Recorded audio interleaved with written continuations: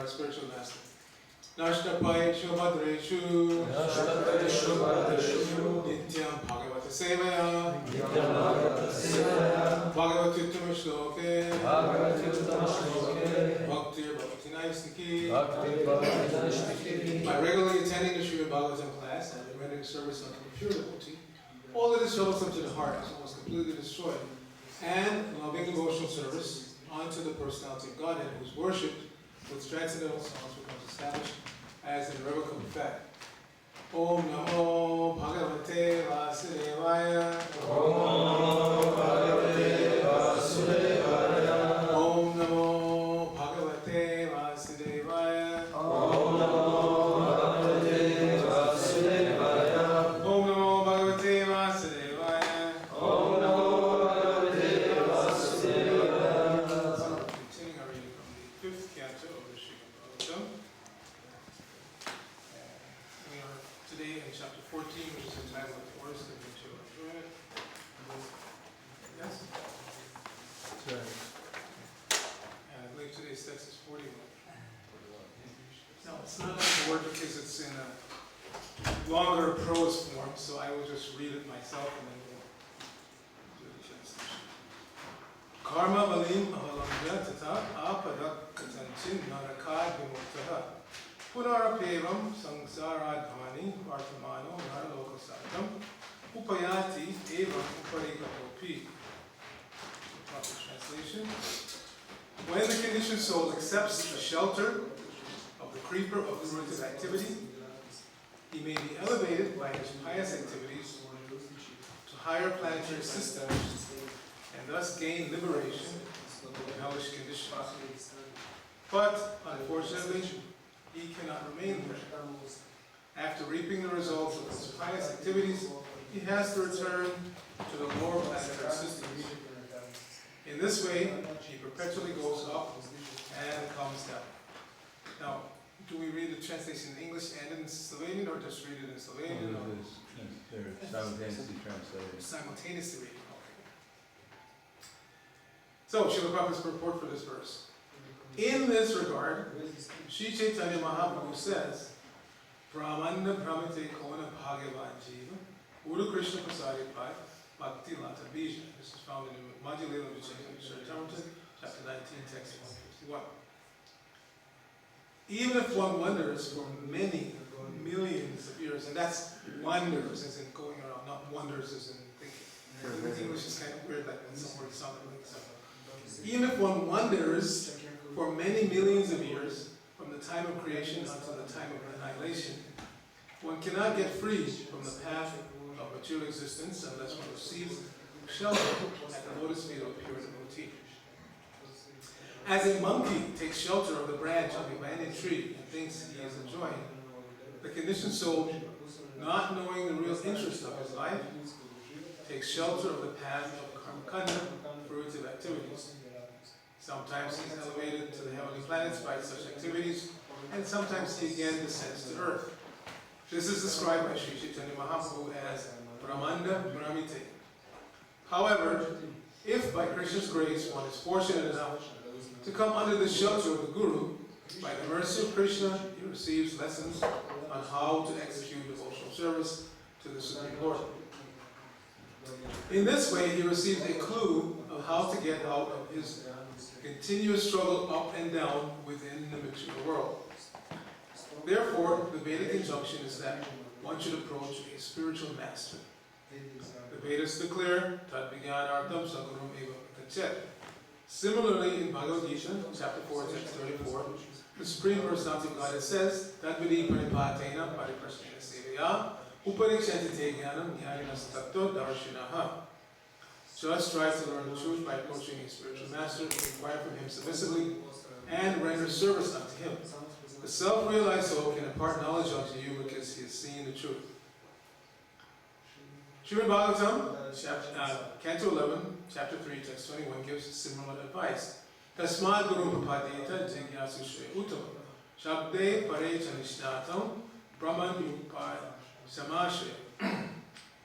Which means any person who seriously desires to achieve real happiness must seek out a bona fide spiritual master and take shelter of him by initiation.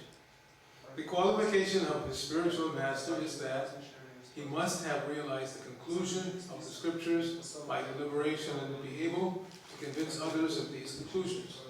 Such personalities who have taken shelter of the Supreme Godhead, leaving aside all material considerations, are to be understood as bona fide spiritual masters. So that's the end of the translation. Prabhupada continues, similarly, Vishwanath Chakravarti, a great Vaishnava, also advises, Yasya Prasada Bhagavat Prasadata. By the mercy of the spiritual master, one receives the mercy of Krishna. This is the same advice given by Sri Chaitanya Mahaprabhu, Guru Krishna Prasadi by Bhakti. This is essential. One must come to Krishna consciousness, and therefore one must take shelter of a pure devotee. Thus, one can become free from the clutches of matter. Ma'om Vishnu Padaya Krishna Krishna Vachalaya Shivati Bhakti Swami Namaste Saraswati Devi Gauravani Pacharya Nirvashesha Shunyavadi Pashya Pacharya Om Agyana Timarandasya Gyananjana Shalakaya Chakshur Udilitam Jena Tasmai Shri Guru Namaha Shri Chaitanya Mano Vishnu Savi Sankaya Bhutan Svaya Bhutan Ramayam Dadati Sapadatikam Vandeham Shri Guru Shri Kamalam Shri Guru Vaishnava Shri Rupam Sagadatam Sahagana Ragadatam Tam Tam Sadivam Sadvaitam Savadutam Purisana Sahitam Krishna Chaitanya Devam Shri Radha Krishna Padan Sahagana Valita Shri Vishakam Tasha Hey Krishna Karana Sindhu Nina Bando Jagatpate Gopesh Gopika Kanta Radha Kanta Moste Tapta Kancha Gaurangi Rahe Vrindavaneshri Vrishabhanu Sute Devi Paramami Hari Hari Vancha Yashak Vivastin Jai Shri Krishna Chaitanya Prabhu Nityananda and Shri Advaita Gadadhar Shivasati Gauravartha Hare Krishna Hare Krishna Krishna Krishna Hare Rama Hare Rama Rama Rama Hare Hare. So last night we were discussing the very pertinent topic of the fact that Srila Prabhupada disciples are disappearing one by one, and the day will come when this movement will be completely in your hands, the second generation. And I was advising last night that we should make a vow to keep Srila Prabhupada in his movement. In other words, just as Srila Prabhupada presented Bhagavad Gita as it is, you have to present Srila Prabhupada as he is, not as we would like him to be with a few changes or no. Prabhupada as he is, uncensored, unchanged. So, this chapter of the Srimad Bhagavatam is one of those areas where we must present Srila Prabhupada as he is. Exactly what he says. If you read the chapter summary to this chapter 14, the Forest of Material Enjoyment, Srila Prabhupada says some very heavy things there. The government are like Rakshasas and owls. The family members are like foxes and jackals. So most people don't want to hear this. They're wondering, where is this person coming from? How can he speak like this? Why? Because they are completely fixed in this materialistic consciousness. And therefore, anything that disturbs that consciousness is disturbing to them. They don't like it. But this is exactly what the conditioned soul needs to hear. That this material world is not a place for us to try to enjoy. It is not our home. Srila Prabhupada, more than 1,000 times if you search on the database, use that phrase, back to home, back to Godhead. We should become serious about going back to home, back to Godhead. This is not our home. We don't belong here. And all of our pitiable attempts at enjoyment are always smashed.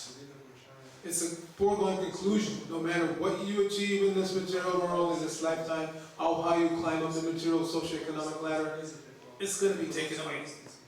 The end of the game, the end of the story is already known for every single person on this planet. Beginning with the big leaders like Mr. Trump in America, Mr. Putin in Russia, to the most insignificant creature, ant, germ, worm. End is the same. Body will be taken. No, actually, the body remains. You're taken away from the body. See? The body remains. That's why we say to people who they don't believe in the soul, existence of the soul. But when the mother dies or the father dies, they inevitably say, my father is gone, my mother is gone. What do you mean gone? The body's there. That body you were calling mother, father for so many years is still lying there. Why do you say mother is gone, father is gone? So at the time of death, intrinsically, even the atheists, they know something is left, something has departed.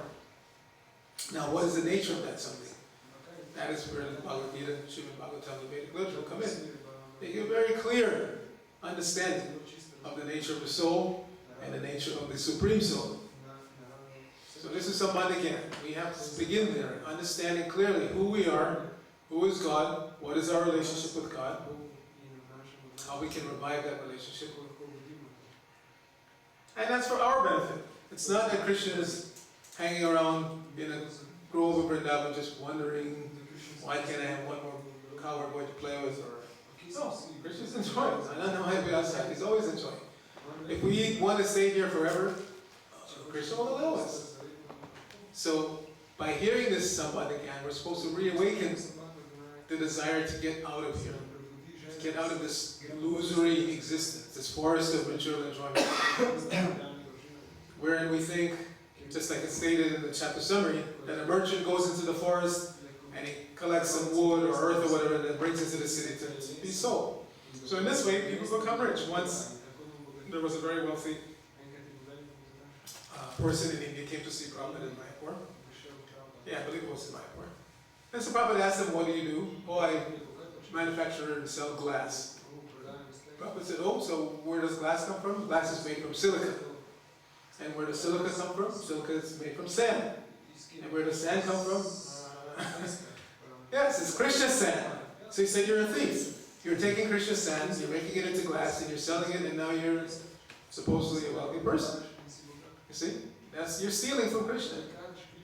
So we should really take that to heart. Whatever we have already, actually it's Krishna's property, and whatever we're aspiring to get, that's also Krishna's property. So the real mentality to develop is, what should I do with Krishna's property so that Krishna will be pleased? As Prabhupada said, we're not enemies of technology, Prabhupada said. We don't hate technology. We're just advising that you use technology properly. No matter what technology is. It could be rudimentary technology, like in the old days they used to take a hammer and beat the metal until it came to the shape they wanted. Now they have fancy machines for doing that. They have all kinds of computer-aided design and manufacturing. It's the same goal though. You're going to make something that can be used, has some utility to human beings. But ultimately, it should be used in Krishna's service, because the raw material to make the manufacturing process, the more raw material to make the product, the intelligence to put it all together, that is all coming from Krishna. So we should acknowledge that. We should acknowledge that.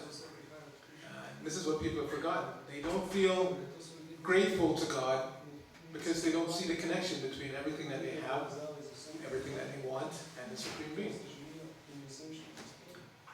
And if they believe in God, the vast majority of them simply go to God to ask for something more.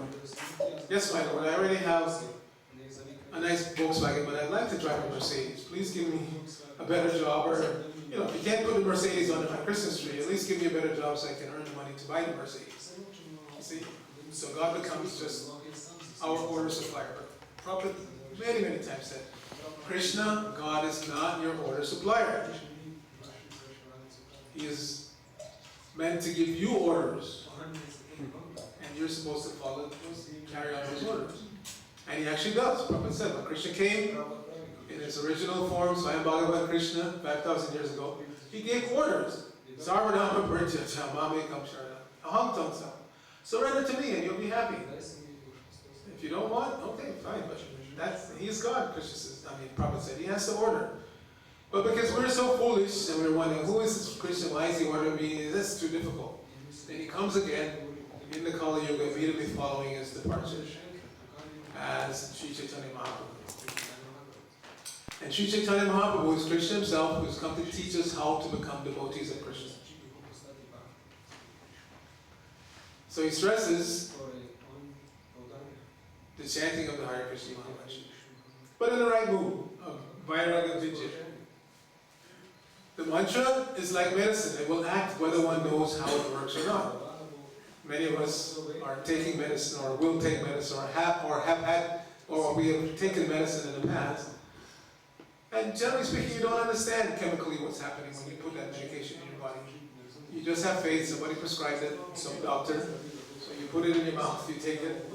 And generally the effect is there, so you feel confident, yes, I should take more of it, it works. So the Hare Krishna Maha Mantra is like that. Whether people know or they don't know, it will act. But for those of us who are supposed to be delivering the mantra to the public on behalf of our spiritual masters, then we should try to understand what is going on here. Why is it that the Hare Krishna mantra has an effect? So the prime answer is that because it's non-different from the Supreme Lord himself. Nama Chintamani Krishnas Chaitanya Rasa Vigraha Purna Shuddha Nityamukta Abhinatvam Nama Namanam. This Hare Krishna mantra is Krishna himself in sound vibration form, in the form of sound vibration. Purna, complete, just like Swayam Bhagavan Krishna himself is complete, therefore he's Atmarama, he's self-satisfied because he doesn't need to go to the store to buy anything, he doesn't need anybody to give him anything. He's complete in himself. Similarly, the holy name is complete in and of itself. Himself. Doesn't require any other accoutrements or help. The holy name is completely sufficiently potent to deliver everyone in whatever condition of life they may be. So Purna, complete. Shuddha, it's pure. Holy name is pure.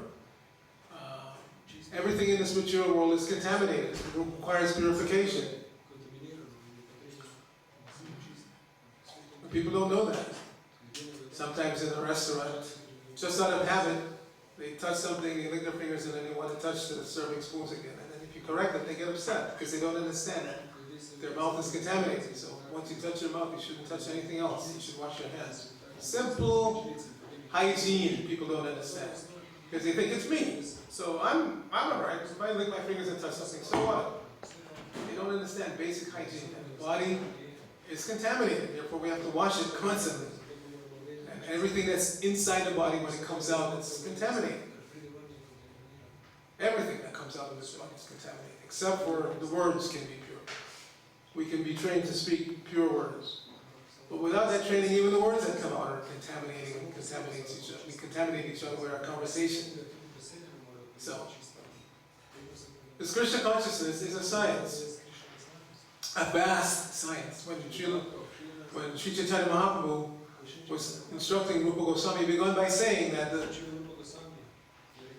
science of Krishna is like a vast ocean, unlimited. I'm going to give you just a drop from that ocean.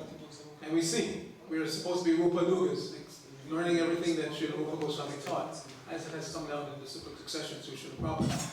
And there's no end to it. You could spend your whole life reading Srila Prabhupada's books and never come to the end. And even if you think, well, I've read every single book that was directly written by Srila Prabhupada, you read it again and you get more and more and more out of it. It's an unlimited ocean of knowledge. So the science of bhakti is like that. It's unlimited. It's unlimited. So in this portion of the Bhagavatam, we're being reminded, it's very interesting that Maharaj Pariksit, he only had 7 days to live. Why did Shukadeva Goswami have to take the time to explain these things to him? Why not just go straight to the pastimes of Krishna? So it just proves to us that these verses of the 5th canto are very important. Shukadeva Goswami would not have wasted his time speaking this knowledge if it was not important. About the existence of hellish planets and how the vast majority of living entities in the material world, they wind up going before Yamaraj to be judged because inevitably they commit sinful activities. It's almost impossible to avoid when you're living in this material world. However, last night I also mentioned about that lecture I was listening to just before arriving. And Prabhupada in that lecture was convincing the devotees, this is 1974 in Los Angeles, that once you take to this path of devotional service, you don't have to worry about Yamaraj and his assistants. Yamaraj is a devotee, and he's very happy to see living entities taking to the path of Bhakti Yoga. So once you take to the path of Bhakti Yoga seriously and sincerely, You don't have to worry about death, dying, Yamaraj, Yamadutas. That is over for you. It's finished. And that comes out in the next canto, first chapter of the 6th canto, in the story of Ajamila. We know that the Yamadutas were just dying, waiting to grab Ajamila out of his body because he was such a sinful person. Whole life of sin. But at the last moment, he called out Narayana. And then they could not take it. The Vishnudutas came and repented. So they were confused. It had never happened to them before. And they were legitimately in place, waiting and ready to grab a sinful person to take to Yamaraj to be judged. And then they were stopped. So they were shocked. So when they went before Yamaraj, they were confused and they asked him, is there some authority higher than you, our master? How is it possible that they could have prevented us from doing our job? So Yamaraj explained to them that you should not approach anyone who's a devotee of Vishnu, and anyone who chants Vishnu's name is a devotee of Vishnu. He said even one chanting, very nice verse there in that section. Agyana atavagyana uttama shloka namaya sankirtitam agam pungso dahid edo yatanala. He says just as a fire can consume any amount of fuel that you put into it, it'll just keep burning it up, burning it up. Similarly, if one chants the holy name of Krishna, agyana, which means agyana, with no knowledge, atavagyana, or with knowledge. In other words, again, if you understand what's going on or if you don't understand, it doesn't matter. If you chant, all of the reactions to your sins will be burned up. But Prabhupada warned us, don't take this as a license. And now I have the secret. I can do anything I want and just chant Hare Krishna and it will be counteracted. No. This is one of the offenses. This is the seventh offense to the holy name. Namo Balatasa Hi Papa Buddhi. To commit sinful activities on the strength of chanting the holy name. Very, very bad to do that. Don't do it. Because what happens is, Krishna as a super soul, he knows our mentality. If we're trying to use the holy name in that way, we'll find that gradually we lose the taste for chanting. Krishna will not allow us to get away with that. We gradually lose our taste for chanting and we will stop chanting. You cannot use the holy name as a medication for counteracting our sinful activities. That's not what it's meant for. So, Yamaraj explained again that the chanting of the holy name is the dharma, the religious activity for this age. And Eitamen Ivalokesmin, Pungsa Dharma Paraksmita, Bhakti Yoga Bhagavati. This Bhakti Yoga process, beginning with the chanting of the holy name, is the recommended process for spiritual realization in this age. So anybody who has taken that process seriously and sincerely does not have to worry about that. And that lecture Prabhupada is saying, as soon as you're initiated, as this purport today was saying, you have to take shelter of the Guru, spiritual master. So Prabhupada said in that lecture, as soon as you are initiated, you are actually liberated. As long as you don't fall down again. And even if you fall down, this path is so beautiful. This path is so wonderful that you will be given an opportunity to continue, at least in the human form. Shuchinam Shivatam Gehe Yoga Prashti, quoted that verse from the Bhagavad Gita.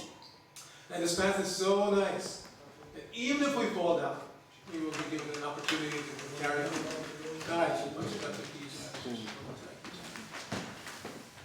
But as far as possible, he said, you've taken these vows in front of the Guru, the deities, the fire. Don't fall down. Just stick to the path that you've agreed to, chanting minimum number of rounds, 16 rounds minimum, and following the four principles, engaging in practical devotional service, and you are actually liberated. It may take some time for us to realize that we're liberated, because we've been conditioned for so long, but Prabhupada said, you are liberated. At that point, your liberation is guaranteed. No more fear of Yamaraj, no more fear of death.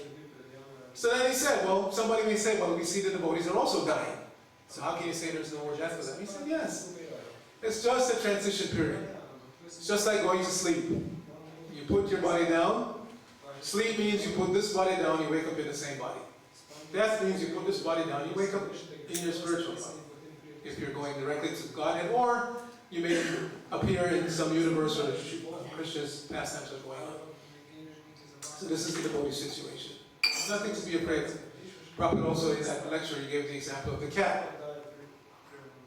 With the same mouth, the cat is catching the rat, and the rat, Prabhupada said, is going chee chee chee. It's over, death is here. But with the same mouth, the cat is picking up its kitten, and the kitten is just relaxed, no problem. Mommy's just taking me from here to there. So similarly, when the devotee dies, it's like that. Just a transition period. No fear involved, just being taken from here to there. And devotee is not at all concerned. So, this is the gift that we've been given, the process of deathlessness. Everybody should be interested in that, because everybody is afraid of dying. No matter how externally brave they may be, internally everybody's afraid of death. So we've been given this path of deathlessness, and we should be very grateful to Srila Prabhupada for convincing us to take to this path of deathlessness, and we should be eager to give it to others. Everybody needs this. It's not a question of rich or poor, or black or white, or male or female, or young or old. Everybody needs this knowledge. As we were discussing last night again, 2 million people in the country of Slovenia. And Prabhupada said once 10% becomes Krishna conscious in places like that. Why 10%? 1%, he said. So we calculated, 1% means 20,000 people. You get 20,000 people to chant Hare Krishna regularly, this place will be like Vaikuntha. I know some people think it's already like Vaikuntha, but not necessarily. So, Vaikuntha means, Vai means without, Kuntha means misery. So even though they may be loving their motherland or fatherland, I don't know what you want to call it here, they may be loving it, still there's some misery here, I have to admit. Ananta was telling me they just came out of a very rough winter. So this is the case. You may think everything is wonderful, but the material nature may not agree with you. And she's very expert at cranking up the misery factor. Oh, you think you're happy? Okay. You're not disturbed by the traffic in Ljubljana? Okay, I can find something to disturb you. Mother Nature, Maya Devi is expert. Just when you think everything is going perfectly, something comes and crashes the party, literally. Not so long ago in the United States. Wedding party, people just got married, they're on the way to the reception. Nice limousine, they're cruising along the highway, and bam! Accident. The bride is killed, a couple of her friends are killed. So just like that. We're thinking everything is wonderful here. I have my nice Mercedes, I have a good job, I have very, very fast connection to the internet. We're thinking everything is wonderful. But no. Aya arati vaipungsam udyan aschansayasam. Just by rising and setting, the sun is taking away everybody's life. Everybody's life. Whether they perceive it or they don't perceive it, it is happening. And unfortunately, the majority of people are going to go before Yamaraj, and the outcome is not going to be good. Because as Prabhupada pointed out, that you may think a human being, Brahmana is significant, or all the way up to Lord Brahma, a very significant person, and an ant is not significant. So what is it, harm if I step on an ant? But he said from Krishna's perspective, they're all his children. The soul in the ant body, the soul in Brahma's body, they're all Krishna's children. So he's not saying it that way. So for every ant that we step on, for every microbe that we breathe in and kill, or kill when we turn on fire, or whatever, every single moment practically we're killing. And we're culpable. We're punishable for that killing. It's not that because the scripture probably uses the example of the father and the children. One son may be earning millions of dollars, and another son practically useless, not earning anything.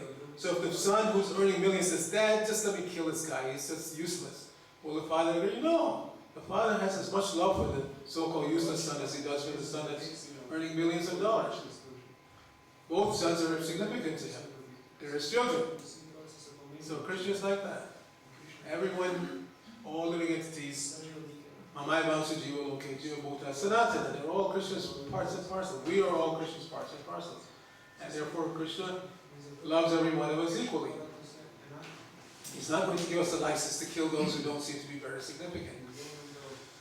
So everybody, practically in this material world, goes before Yamaraj to be judged, and the outcome is not nice. Therefore, Parikshit Maharaj, as a self-hearted Vaishnava, he asks, he says, how can the living entities be saved from this going to hell, being judged by Yamaraj and going to hell? And that comes out in the beginning of the next canto. That's the story of Ujjayi. So, again, we've been very fortunate to come in contact with His Divine Grace A.C. Bhaktivedanta Swami Srila Prabhupada, who has given us the knowledge that we need to succeed in life. He's given us the organization that we need to apply that knowledge in a practical way. Because we all need the 5 potent forms of devotional service. We need to worship the deities, we need to chant Krishna, we need to hear Bhagavatam, we need to associate with devotees. You see, we need all this, and so Prabhupada has given us all that in the form of the International Society for Krishna Consciousness. So as I started out by saying, this movement is going to be yours very, very soon. Very, very soon. So what will you do with it? Will you continue the way Srila Prabhupada has instructed? Or will we wind up with ISKCON without Prabhupada? Which will be very, very unfortunate. It's already begun. Again, they're reluctant to give people Bhagavad Gita because Prabhupada says some heavy things in there. What to speak of this Srimad Bhagavatam, 5th canto. So Prabhupada has given us exactly the medicine that we need. Exactly the medicine, exactly what we need to hear. And as we discussed last night, it's not ours to change. We're just like the postal peanut. Whatever's been given to us, just like I just came from LA and Maharaj gets a lot of his mail at the BBT, so I didn't discriminate. Somebody gave me this pile of mail from Prahlada and Swami, and I brought it and I gave it to him. That's it. I'm not going to say, well, I don't think this is... No, bring it and give it to them. Same thing. We take the books, we give it to them, and let whatever happens happen. Some of them, sometimes they do like that. They read the book, and so they see something, and they close the book and they want to read it. I had that happen recently. It was last year, I think, yeah. At our Rath Yatra, I was at the book table, and a very nice looking young man, I'd say maybe mid-30s, tall, powerful looking, but also very erudite. He had several degrees, and he was saying, I've heard about you people, and I've always wanted to, which book do you think should be? So we went through some books, and he actually took Bhagavad Gita and a few others. And I gave him my contact information. And then a few weeks later, he called me and he said, I started reading the Bhagavad Gita and I thought it was not a nice knowledge here, but then I came across some statements that, I have a daughter and I don't think I would want my daughter to read this. It seems to minimize the position of women and, thank you very much anyway, but, I don't think I'm going to proceed anymore with this. Then a few months later, he called me again. And he had started reading again, because material energy, like I said, has a very good way of turning up the heat. So his life was falling apart, his relationships were falling apart, and the job wasn't going on like that. So Maya gave him a reason to start reading Bhagavad Gita again, and he actually started coming to the temple and Govindas like that. So we are not responsible for what happens after we give it to somebody.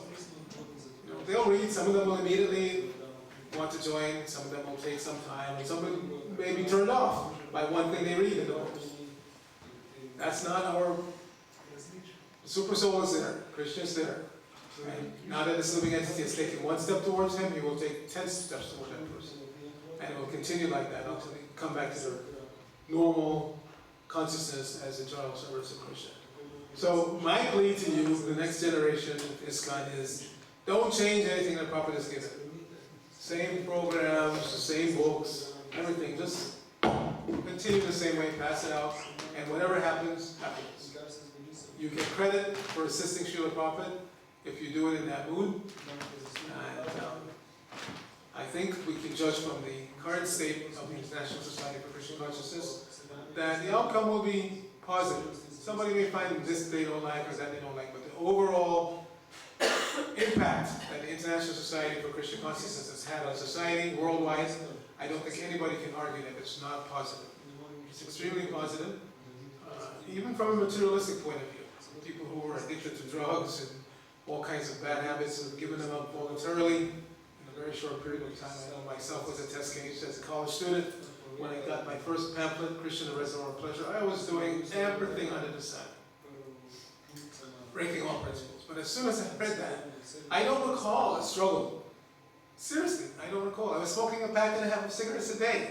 I don't recall the struggle. Just some or other, magically, by really appreciating what Prabhupada wrote in that one little pamphlet and starting to associate with the devotees and eating prasadam, all those bad habits just literally just kind of melted away like that. So this is the potency of the Krishna consciousness movement. It has a positive effect on society on every level, intellectually, sociologically, everywhere possible. It's positive. So just keep pushing on this positive movement, and your future is bright, and the future of the world, at least those who take to it, will be very, very bright. Thank you very much. We'll stop here. If you have a few questions or comments. Yes, Mark. You mentioned that at the time of initiation, one becomes liberated. So we understand that generally 4 kinds of pious people approach Krishna who are not liberated. So what kind of liberation do you achieve magically just by taking initiation? That you go from one of the 4 kinds of pious people to a liberated person. Yes, well, Prabhupada's point was that at the moment of initiation, because you've made those vows and the spiritual masters agreed to accept you, your karmic reactions are done. You're actually free. But because we are not conscious of that, we maintain a mentality that's not favorable to that freedom. Like you mentioned, the 4 pious types that come. So the person who's inquisitive, who came out of just being inquisitive, once that inquisitiveness is satisfied to a certain level, then they are again looking outside what to do, where to go. They're not realizing the gift that they've been given. The person who came because they were in distress, when that distress is relieved, again they're looking outside to go chasing after illusory happiness. So the point is that yes, at the point of initiation, the spiritual master has liberated you. But because you remain covered and not taking advantage of that gift that's been given, then you again do things that keep you bound up to this material world. What kind of liberation is that? What is the difference between someone who's liberated then and someone who's not liberated? Liberation means, as is stated in the Bhagavatam, the situation of the living entity after giving up the gross and subtle material bodies. In other words, you're existing in your original spiritual form. So that original spiritual form is always there. And the connection that keeps us in this material world is our desire. So at the point of initiation, the spiritual master, our desire and the fact that we have karmic reactions as is stated in today's purport. By your karmic reactions you can go up to the higher planetary systems, but then again you'll come down. But by being spiritually liberated, you're supposed to go back to the spiritual world. And it will happen eventually when we wake up. It could happen immediately though if we would take advantage and be fully awake at that point after being initiated. But again, unfortunately, because we're conditioned, we don't take advantage of that. So we allow our conditioning to get us involved in things that are not favorable to getting out of here. Maybe you'd like to add something, Marge.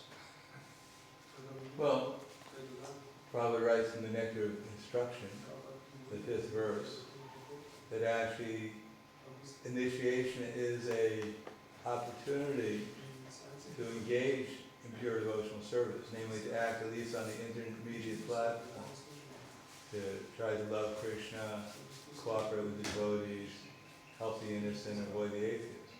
So it's an opportunity to act on that platform. So we act, while we're acting on the platform, then our activities are liberated activities. And that will bring us eventually to actual liberation. But I think what you're referring to is Krishna said, as soon as one actually takes initiation, then I accept him as to be as good as myself. But that means we're aspiring to come to that platform. And if we perform the activities, if we serve properly on the intermediate platform, then eventually we'll actually become qualified to be liberated. Liberation really means the Nishta platform, when one is no longer affected by one's previous mental speculation and activities. But we can act on the liberated platform. And that way, while we're acting on the liberated platform, we're as good as being liberated. Yeah, and even beyond Nishta, you know from the story of Bart Maharaj, you can get to the point of Bhava and still fall down. So yes, fall down is possible. But I think Prabhupada's point in this lecture, he was emphasizing that liberation in terms of deathlessness, that you can, again, acquire the platform of deathlessness, which is your birthright as a living entity, by being initiated. And in today's purport, he was pointing out that you can achieve the goal of life without taking initiation from a bona fide spiritual master. So the bona fide spiritual master is there to bring us back to this point of deathlessness, and we take advantage of that. And why would we not take advantage of that? Yes, one has to be trained to act properly so that we don't again contaminate ourselves, that we don't again engage in activities that are not favorable to devotional success. But Prabhupada's point in this particular lecture was that at that point of initiation, your liberation, your deathlessness has been cemented. Now just don't do something foolish to, again, have to take another birth. That's the point he was making. It was more about deathlessness than being on the platform where you're seeing Krishna eye to eye and, you know, talking to Krishna and walking with Krishna. Prabhupada is emphasizing deathlessness in that particular class.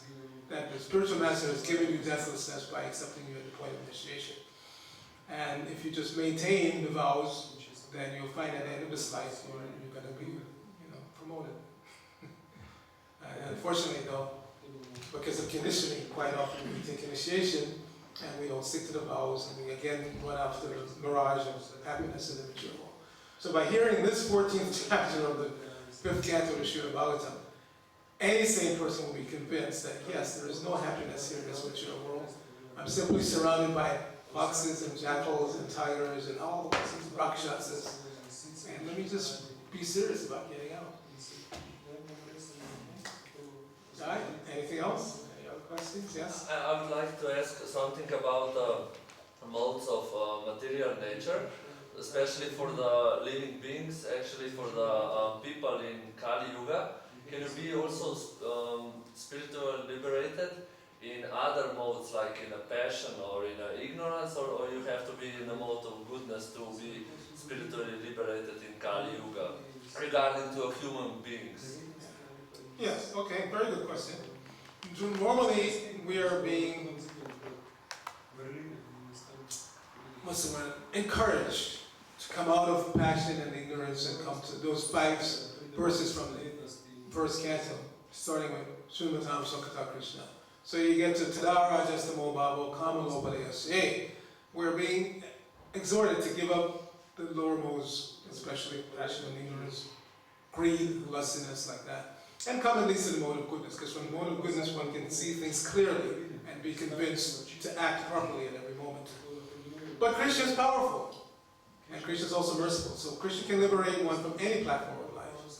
For instance, Krishna, in different forms, as Lord Ramachandra, as Lord Chaitanya, has liberated animals. Animals are generally not in the mode of goodness. There's that animal, dog that Shivananda Saint took on pilgrimage, and then when they got to Puri, the dog had disappeared, and when they got to Puri, they saw that Chaitanya Mahaprabhu was eating coconut pulp, chewing it and throwing it to the dog, and the dog was eating it. And then that dog became liberated. So normally dogs are not in the mode of goodness. Any animal is in the lower modes of life. So one can be liberated from even the lower modes. As an animal, as a tree, even there have been instances hugging a tree and the tree going back to Vaikuntha. Because the living entity is by nature pure. We're simply covered with different degrees of goodness, passion, and ignorance. And at any moment, by the will of the Lord, those coverings can be removed. And the pure living entity can again resume their pure existence. But we shouldn't count on that. Better to follow the recommendation of consciously giving up the influence of the modes of ignorance and passion, and at least coming to the mode of goodness, the Brahminical platform, from which one can have an easier step to the Vishuddha Sattva, the pure existence of life. Because again, in the mode of goodness, one can understand this knowledge. Technically, this Vedic knowledge is supposed to be only for Brahmanas. Only those who are Brahmanas can touch the Vedas. If you're not a Brahmana, Malecha Yavana, what to speak of, you cannot touch the Vedas. But by the mercy of the pure Vaishnava, Srila Prabhupada is making it available for everyone. He's not saying, first of all, you come to the mode of goodness and then start reading Bhagavad Gita. No, immediately you read Bhagavad Gita, Srimad Bhagavatam. And it's so purifying, especially when you add the chanting of Hare Krishna to that reading, then gradually one becomes pure. But it takes time. And sometimes it's very evident. Once in the morning, walking in Los Angeles, some devotees were saying to Prabhupada, you know, Srila Prabhupada, when we preach this philosophy to people, especially when we mention the principles, they're turned off. And Prabhupada immediately slammed his hand and said, why are you upset? Why are you surprised? You're preaching to cats and dogs. He said, you make them fortunate by giving them this Hare Krishna mantra, by giving them prasadam. That's why we stress so much chanting. That's why Prabhupada wanted everybody to go out and chant in the streets. It's good for you and it's good for the people who will hear. So we go on we were discussing yesterday, you and I. That's when you make the conscious step of becoming a devotee, when you decide to go out on Harinam. That's a very conscious statement. Now I'm a Hare Krishna devotee. Because you may run into some friends from school, from work, from wherever. But now you're making a conscious statement. I am a Hare Krishna. I'm wearing tilak, I'm wearing the robes, and I'm chanting in the street. This is when you really become a Hare Krishna. Prabhupada wanted that. He told us, even those of us who were working at the press at the time, it was ISKCON press. He said, yes, this is very important work, but I want you to stop and go and chant in the streets, occasionally at least. He wanted us, it's very important, this Harinam going on. And so, you know, we have to consciously make that break from our old selves, from the society around us, and consciously join the society of devotees. Take advantage of that. Okay, Rajraj Srila Bhagavatam Ki Jai, Srila Prabhupada Ki Jai, or Bhakta Vrinda Ki Jai. Is Grace Arcita Prabhu okay? Let's go!